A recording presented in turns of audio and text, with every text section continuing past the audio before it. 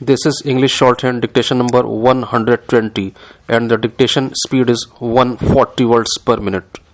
Ready? Start.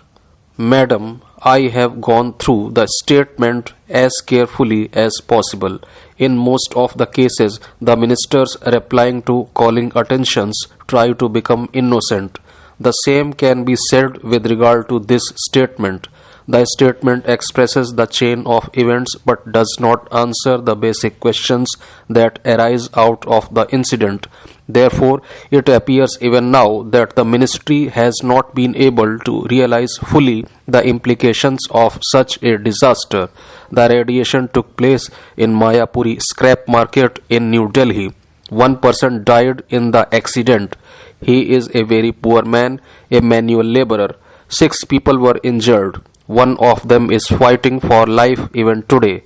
Before I go into some facts, I will start with a question to the Honorable Minister. In today's order paper, there is an item whereby the Honorable Minister is going to seek leave of the House to introduce civil liability for nuclear damage bill. The bill is sought to be moved to limit the liability of the foreign firms. May I ask the Honorable Minister what the law in India is? Is there any law in India which seeks to protect the victims of radiological accidents? As far as I know, there is no such law. The statement should have said that after this incident, the government has become aware of such a law and that it would be done. But no such assurance from the minister has been given. What is the basic question? The basic question is the management of waste and regulation of the dumping of the waste. Why am I raising this? It is because the recycling of the waste has become a profitable enterprise in India and a huge manpower is associated with it. Nearly 15 lakh people are involved throughout the country in handling the waste. This has become a business on a very large scale in the country.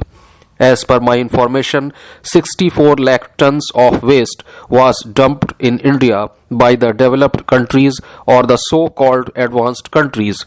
I do not know whether the Honorable Minister is aware of it. Domestically, we are producing 59 lakh tons of waste every year. How is it going to be managed? The waste may include radioactive material also. The radioactive material is used for cancer treatment. It is used for experiments in colleges. It is used for industrial production also. Therefore, monitoring of the management of waste is a vital task of the government. Did the government become aware of this after the accident had taken place? I will give only 2 examples whereby the Honorable Minister should understand that Atomic Energy Regulatory Board is not doing its job.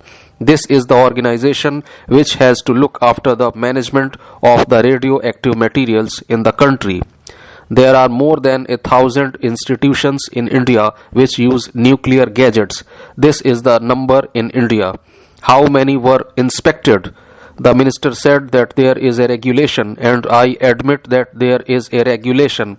But as it happens in the case of all government laws, the laws are not enforced and the agencies that are supposed to take care of the regulation sleep over the responsibility.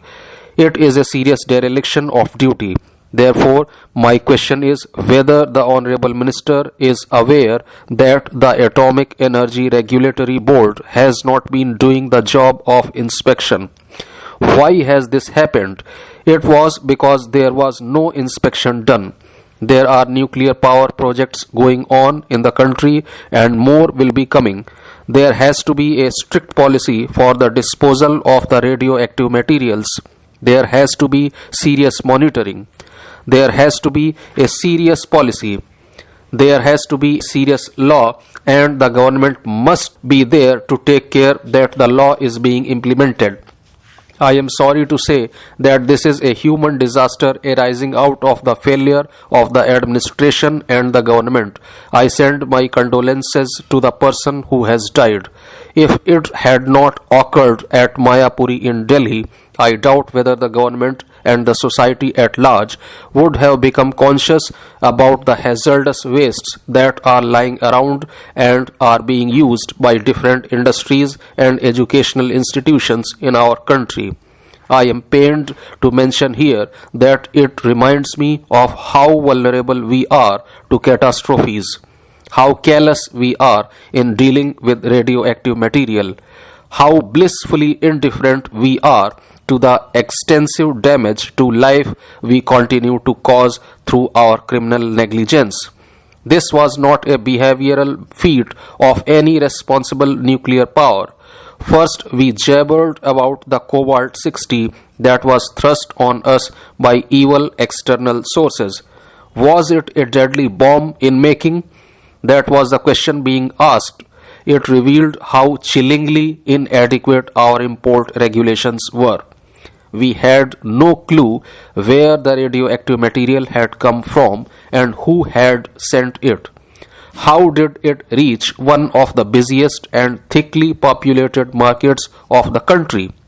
I am reminded of the statement that was given by the Honorable Minister of State for Atomic Energy in the other house, and when we compare it with the statement that has been given here today, one feels how inadequate we were in collecting information.